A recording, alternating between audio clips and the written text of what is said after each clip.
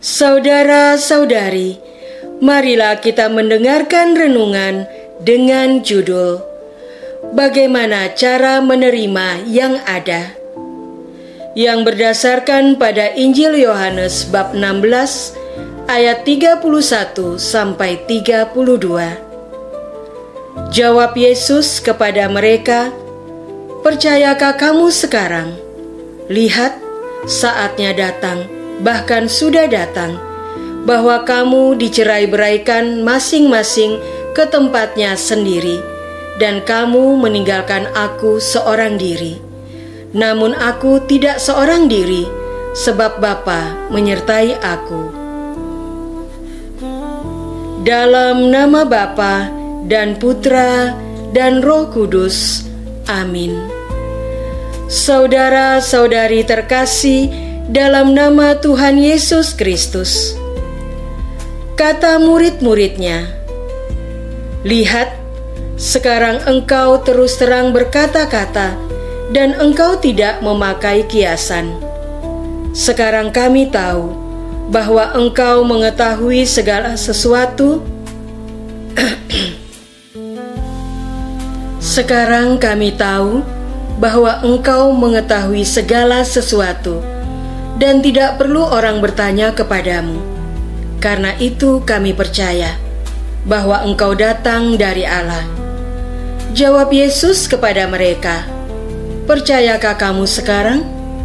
Lihat, saatnya datang, bahkan sudah datang, bahwa kamu dicerai-beraikan masing-masing ke tempatnya sendiri, dan kamu meninggalkan aku seorang diri.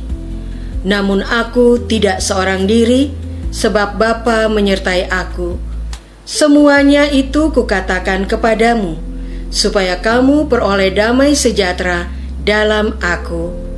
Dalam dunia kamu menderita penganiayaan, tetapi kuatkanlah hatimu, aku telah mengalahkan dunia."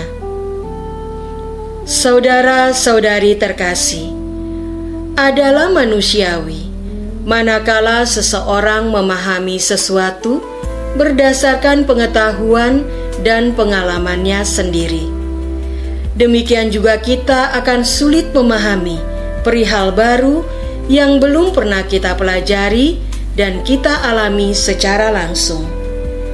Dalam firman hari ini, Yesus menyampaikan sebuah ramalan di mana para murid yang mengaku percaya kepadanya ternyata nanti akan meninggalkannya sendiri ketika berada di dalam situasi ancaman bahaya.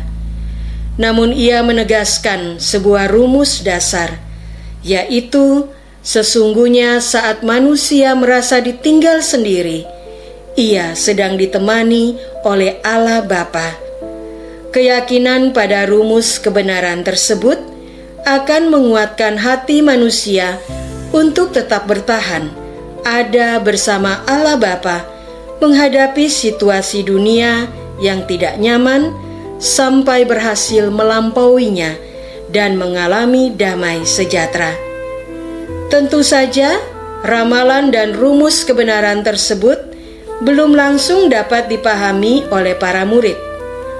Baru ketika ramalan itu terjadi dalam bentuk penangkapan dan penyaliban Yesus, sementara para murid lari meninggalkan Yesus dan bersembunyi, barulah mereka sadar dan mulai paham. Saudara-saudari terkasih, di akhir hidupnya, Rasul Petrus berhenti dari melarikan diri, lalu berbalik arah untuk menghadapi ancaman penyiksaan dan pembunuhan terhadapnya.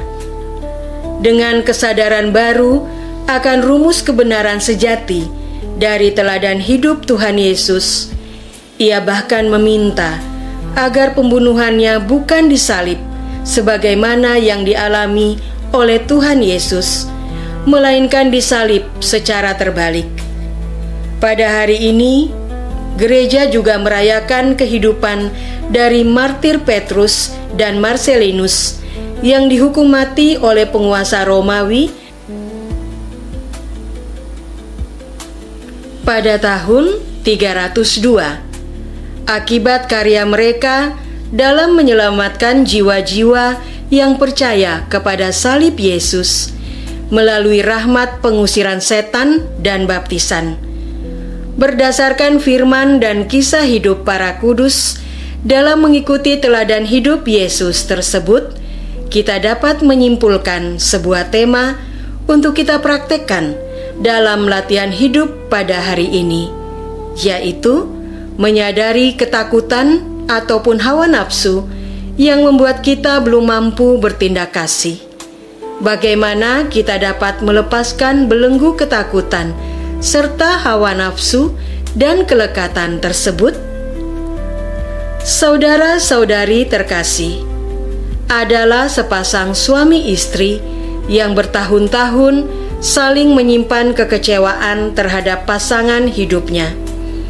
Kehidupan perkawinan mereka lebih banyak diisi oleh rutinitas tanggung jawab, sehingga ikatan relasi menjadi terasa hambar. Kalau tidak mempertimbangkan sakramen pernikahan, mereka sebetulnya cenderung ingin melakukan perceraian. Meski tidak bertindak menyakiti pasangan, namun mereka juga enggan untuk bertindak melayani pasangan secara tulus dan penuh kasih. Masing-masing pribadi terpusat pada urusannya sendiri, karena malas, bila mana harus merasa kecewa lagi saat mengandalkan pasangannya untuk membantu memenuhi kebutuhan pribadi. Tanpa sadar, pasangan ini takut merasa kecewa. Mereka melekat pada hawa nafsu untuk memperoleh kesenangan dari pasangannya. Sebagai jalan tengah, mereka memilih untuk merasa terpaksa menerima keadaan yang sulit diubah agar sesuai keinginan. Apakah jalan tengah ini memang merupakan sebuah kemutlakan? Ataukah itu adalah bentuk dari ketidaksadaran akibat dari perilaku pribadi yang tidak secara utuh menaruh respek pada rahmat atas kejadian yang Tuhan berikan? Maukah kita mengakui bahwa kita tidak menaruh hormat atas rahmat dari Allah? Marilah kita berdoa. Tuhan Yesus, terima kasih atas rahmat yang Kau hadirkan untuk saya alami pada saat sekarang. Saya mengaku bahwa saya tidak suka dengan hadiah peristiwa hidup yang Engkau berikan. Saya tidak menghormatimu karena terlalu terpusat pada keinginanku sendiri. Ampunilah saya, Tuhan. Terima kasih atas kesempatan pengakuan ini. Izinkanlah saya menikmati rahmat baru dan penuh syukur dari-Mu. Amin.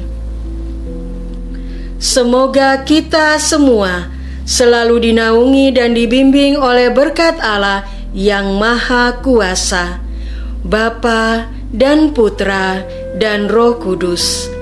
Amin.